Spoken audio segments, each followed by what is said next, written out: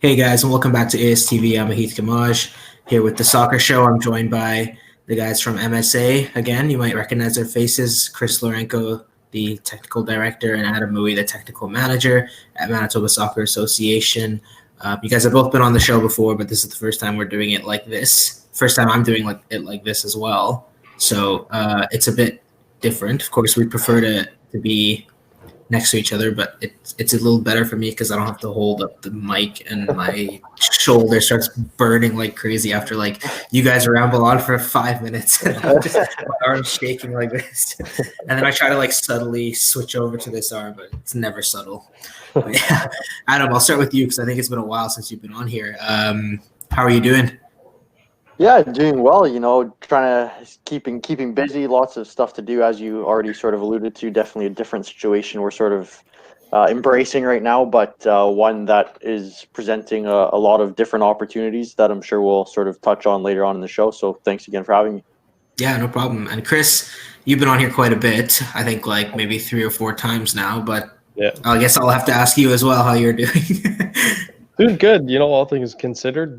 Considering stuck at home and everything that's going on, but it's been good. I think just trying to make the best out of the situation, and on we go. Nothing stops. Yeah, I mean, like it's been a bit weird because I think like everybody's.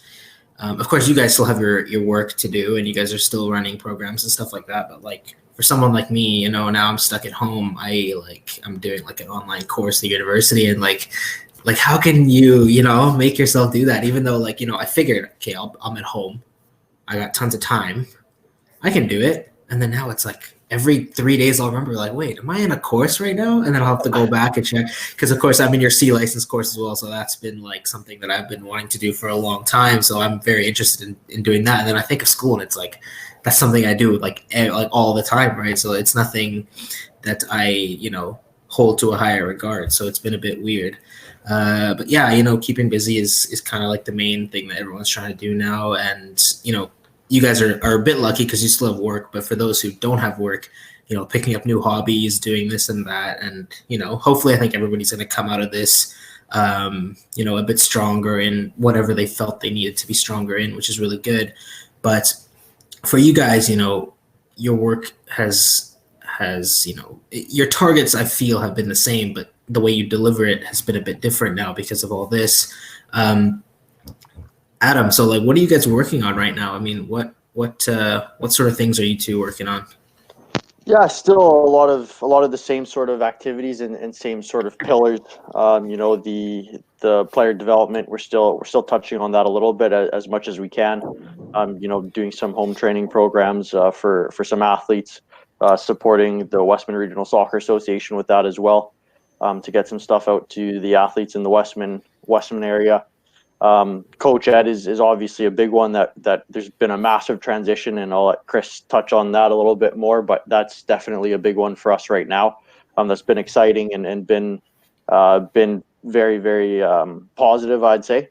And then, continuing on with, obviously we still have lots of emails to answer and different things like that. With all the cancellations, it's exciting. Manitoba games have been moved to next year, so that's positive. It's still happening, but a big transition piece there.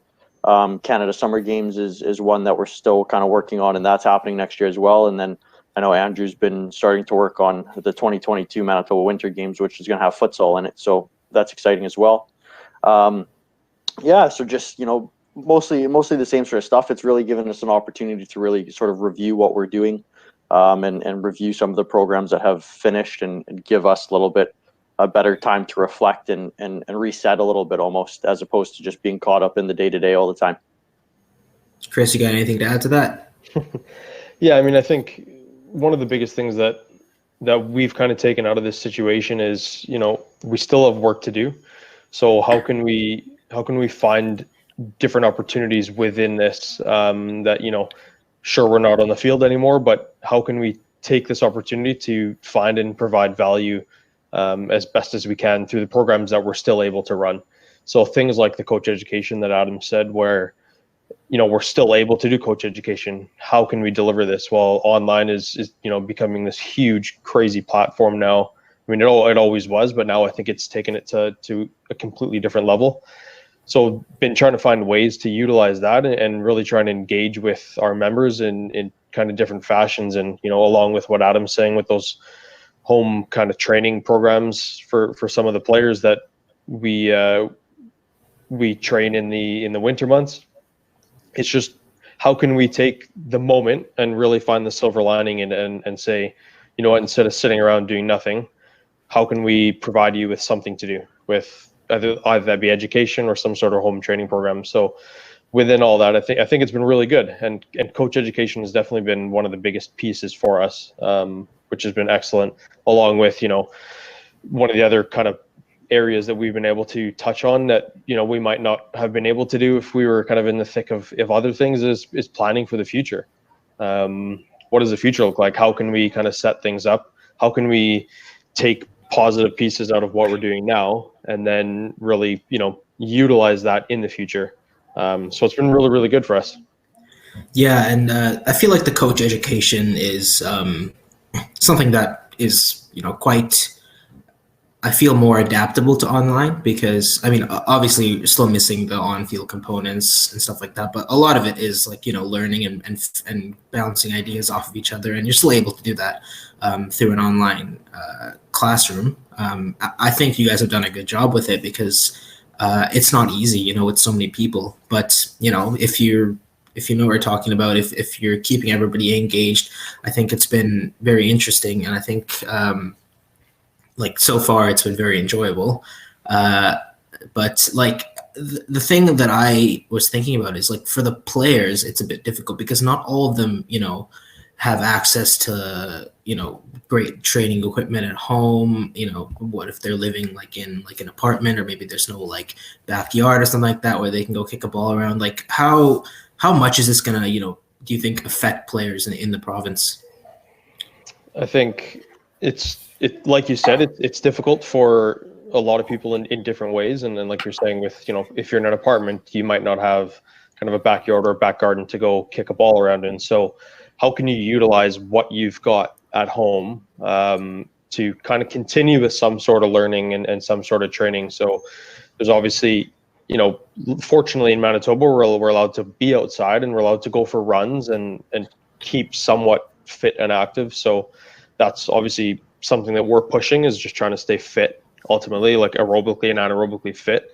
But then with a ball, Adam's been doing a really good job, and through some support of colleagues across the country, we're able to get together and discuss different training plans and things you can do, just off your couch or off your wall, or all you really need is a ball. You don't even really need cones or anything, because you can use bags or clothes or socks, or there's a lot of different ways that you can go about it, which I think it's hopefully allowing people to be a little bit more creative in the way that they set their stuff up. But on top of that, one of the things that I've kind of been pushing with the players that we're discussing is over and on top of the kind of ball work and the aerobic and anaerobic workouts that you might be doing, how can you utilize technology? How can we, get online, go find some YouTube videos and take notes and really just study the game and study players in your position and how they move and how they operate, and really just start to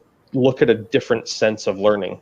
Some of the players that we work with in the residency program, we filmed games throughout the winter season. So, and they have access to that on an online platform called Huddle. So they can actually go in and watch games of themselves, and now, see real time, or maybe not real time, but they can see themselves and what that looks like. And again, take notes and visualize themselves in that position, rather than a professional who's 5,000 kilometers away. Mm-hmm. Adam, you got anything to say about the player? Yeah, I think Chris nailed it there in terms of, for me, the big word there is creativity. This is how can you be creative with your environment, whatever your environment looks like, to manipulate it to make sure you're getting something out of it, right? For the large majority of the players in the province, they're just going to continue to stay active, like Chris mentioned, continue to be in love with the game, whatever that looks like for you. For some of the more high performance athletes, I think the next stage we're getting to, and we're going to try to push a little bit more, is them really driving their own development and being creative within that. So what do they feel like they need to actually develop and what do they want to develop, and sort of put it in their hands.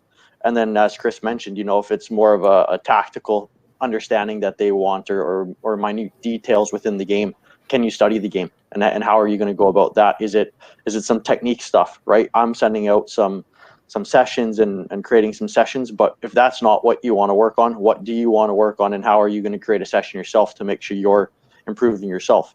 So there's definitely different layers, and it's been neat seeing the social media posts from players all around the province, and doing different tricks and different skills and all that sort of stuff. So it's been pleasant to see that. It's been really, really nice, and like I said, just continuing to be in love with the game and staying engaged.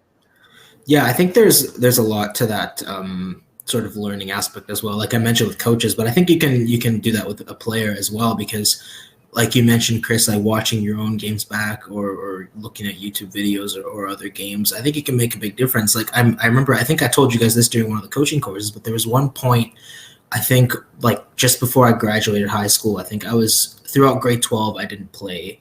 I did in grade 10 and 11, but grade 12, I didn't play. First year university, I didn't play. And second year university, I didn't play, like, even like rec or anything, other than, kicking a ball around at the park with some friends. And then, but during those 3 years, I watched a lot of games. And then when I went back to play, like even like rec, I was like 5 times better than I was before.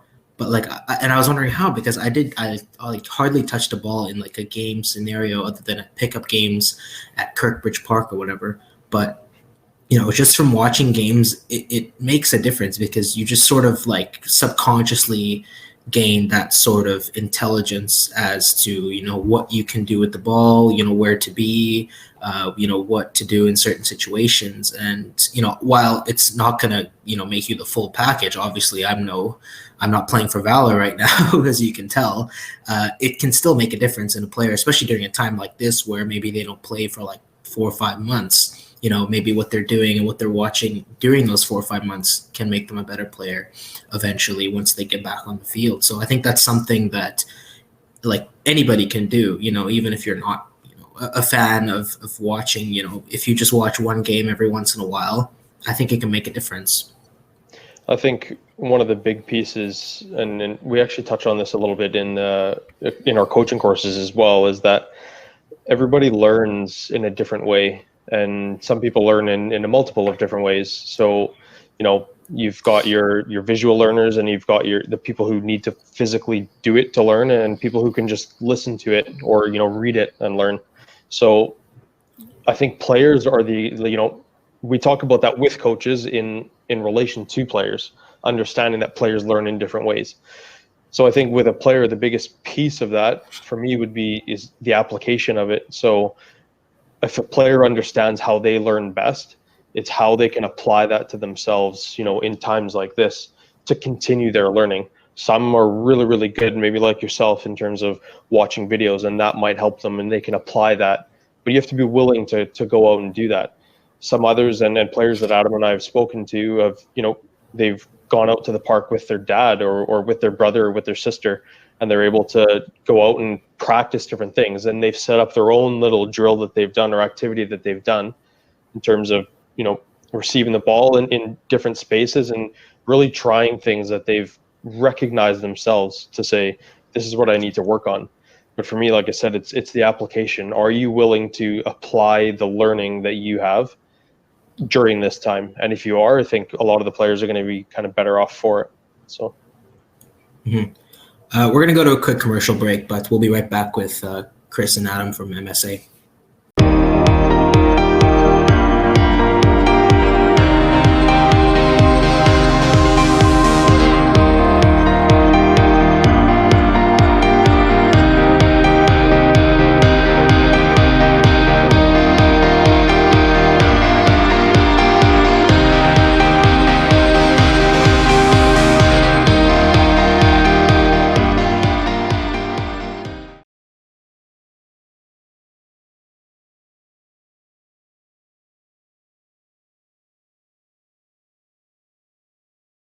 Guys, welcome back to the Soccer Show. I'm Mahith Gamage. We're joined by Chris Lourenco and Adam Mooi from Manitoba Soccer Association. We've just been discussing some of the challenges players, coaches have faced during these times where we're all kind of stuck at home and, trying to make the best of this situation and still trying to learn and progress as players, coaches, and whatnot during this time. I think it's interesting to think of like the bigger picture, though. I mean, like, none of us really know when we'll be back and when, programs and games and everything will be back. But, saying, or like, looking at when it does come back, because obviously it will at some point. Do you guys have any idea like what it would look like, or what, changes will be made, or what differences we might see on the pitch or even off the pitch?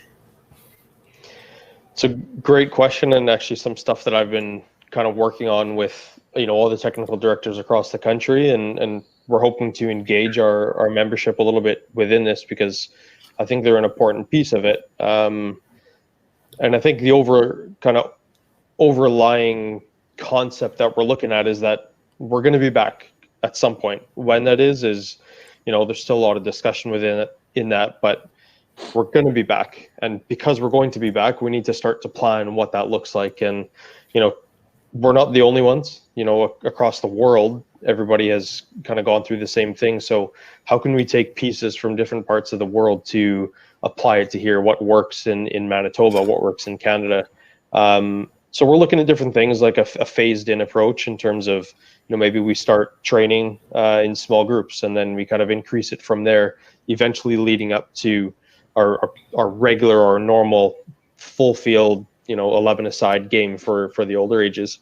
So looking at a lot of different options, and eventually really trying to gather feedback and opinions from, like I said, our membership, and then eventually it's got to go through the government, and the government has to give us the okay. And I think that's the key, and the key kind of message for not only us but for everybody is that we're doing all that we can to get us back out as soon as we possibly can.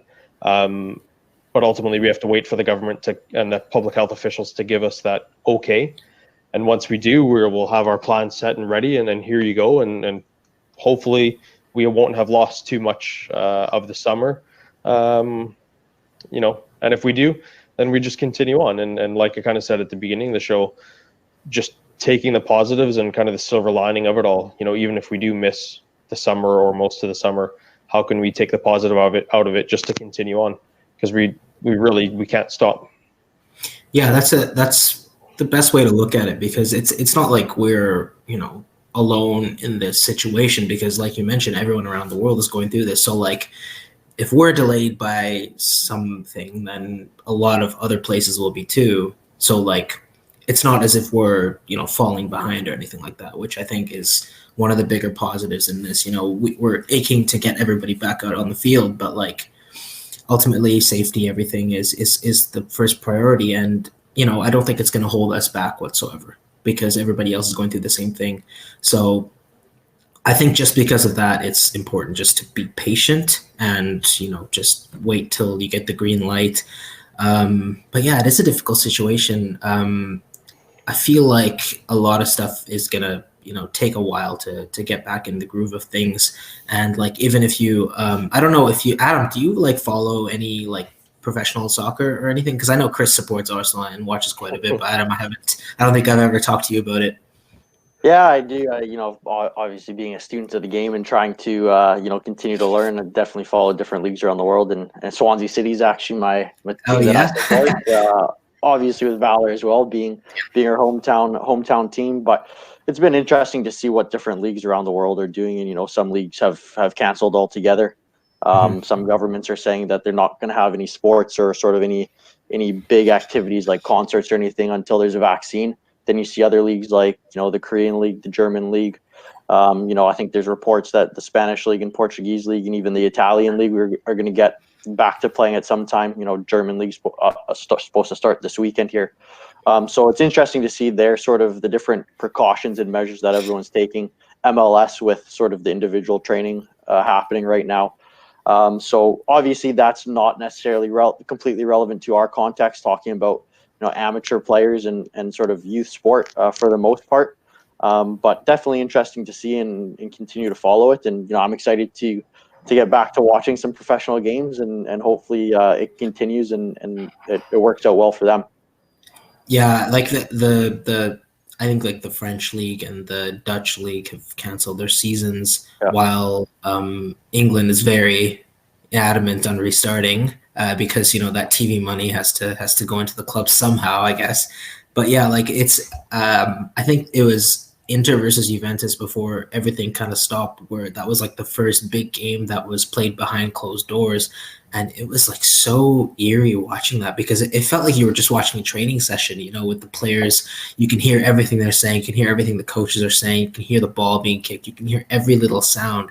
And I thought that was so like eerie. It was kind of like creepy in a way, but like hopefully we'll get used to it, because obviously the Bundesliga is back this weekend and all the games are going to be behind closed doors, and there's some good games as well. I think the Riviera Derby, Schalke, Dortmund is like the very first game that gets played, so that should be a good one. And all the games are on Sportsnet, and not Sportsnet World, thankfully.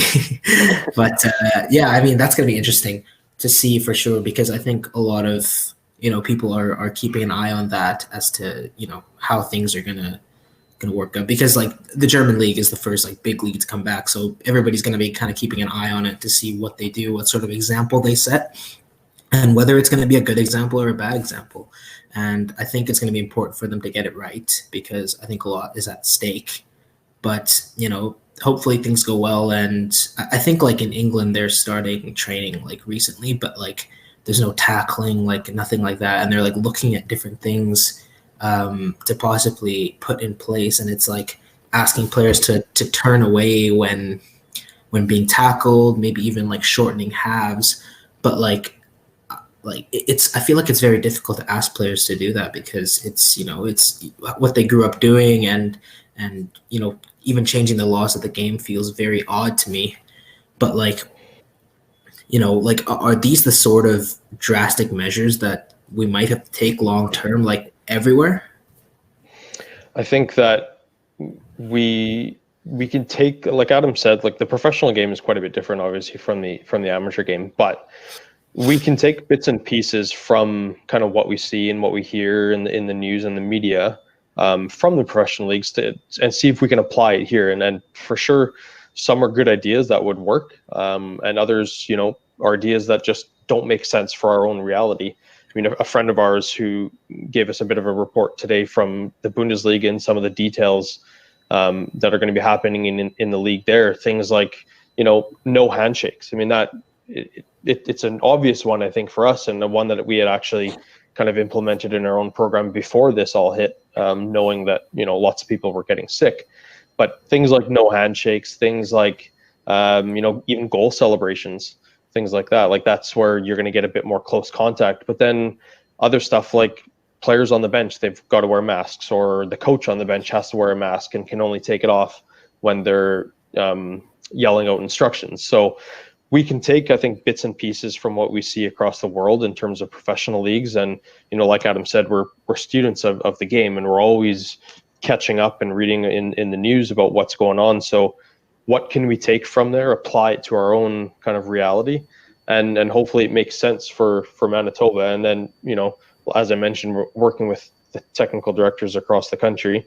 A lot of these, aren't unique to Manitoba. What can be applied across Canada, and then, kind of have this one vision from Canada Soccer, which is, a really, really good thing.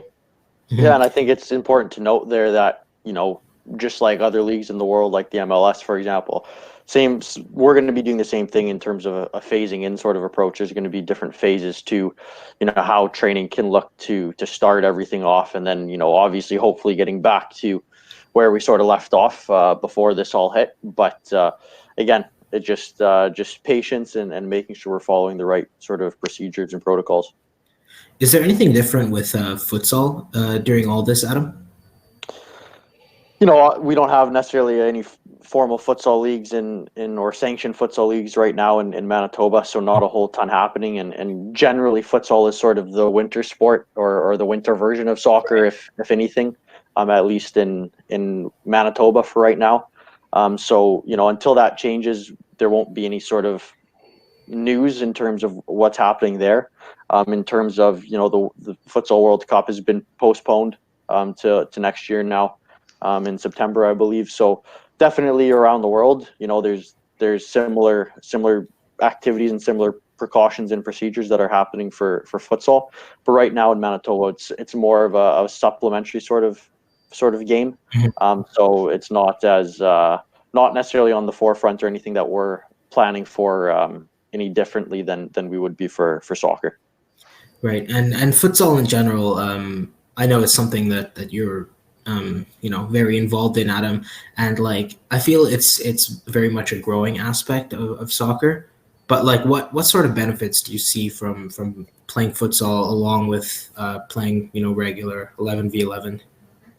Yeah, the most drastic one being just the size of the court, right, and the amount of touches you get in a futsal match compared to your traditional soccer match, right? The same sort of concept as playing small-sided games when you're younger, as opposed to playing on 11v11 sort of size pitch, right? So definitely lots of benefits. Tighter spaces, decision making has to be super quick. There's a lot more repercussions for actions because of the space is a lot smaller, right? So if you make a mistake or a wrong decision, it might end up in the back of your goal in a second or two, really anywhere on the court that you are. So definitely just, it sharpens some decision making. Definitely lots of benefits, I think, especially for young players. As you grow up, and it definitely is a different game. It's definitely not the same game, and that's why you see traditionally soccer players and futsal players sort of splitting off, and it becomes its own sport. And there's some big leagues in Europe and around the world. But I think it definitely can serve as a very positive development tool for clubs and academies in Manitoba. And then we're going to continue to push to grow it and build the game, and we'll see where that takes us. Mm-hmm.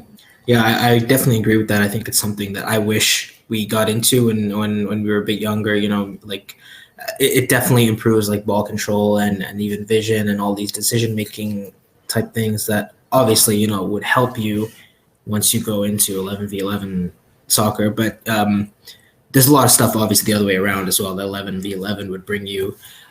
What I notice is like a lot of not just like pertaining to futsal, but like growing up, like a lot of players would play like 11v11 as if they were futsal players, and they would be like, they'd like keep the ball, dribble, all this like, great technical skills. And then like when it comes to playing as a team, they would kind of struggle. So like, the two combined, I feel would be really good for the young players because they'd learn both sides of the game, having those good technical personal skills and then playing in a team.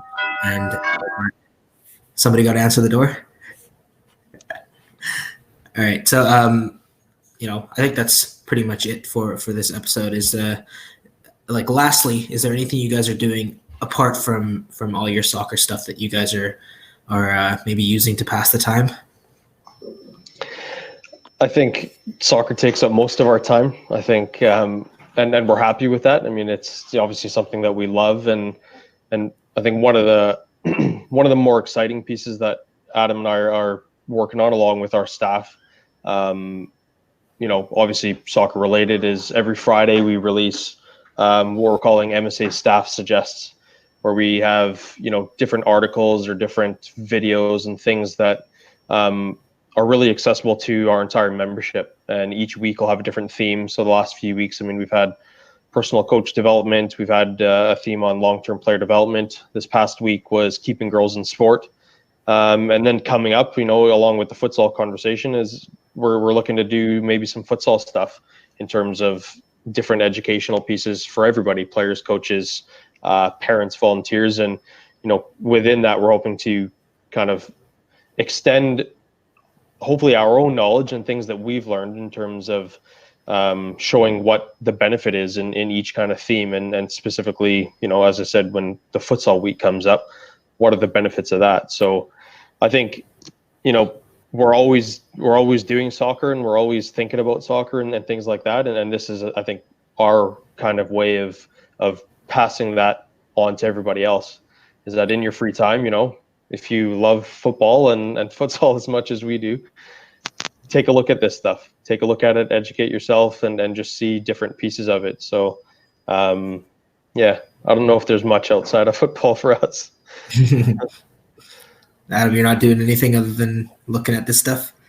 Yeah, for the wife, I just finished my school semester as well, actually. So yeah. it was nice to get out of the way, and then now, just like Chris said, diving into everything I can with in terms of work or in terms of some personal development. I feel there's this sort of connectedness around the world and definitely across Canada that I'm not sure I've ever quite felt like this before in this magnitude. Different webinars from people in Europe and people in different parts of the world. Different webinars from people across Canada. I'm doing different readings and reading some different books to, like I said, continue my own development as a coach and as a football person, and again try to maximize the time that we have. As much as it sucks not being on the pitch, definitely maximize the time with that. Awesome. Well, thank you guys for joining. It was fun. 30 minutes. Thanks for having us. Thanks, Mahith. Thank you guys for watching the soccer show here at ASTV. I'm Mahith Gamage. I was joined by Lourenco and Adam Mooi from Manitoba Soccer Association. Thanks for tuning in.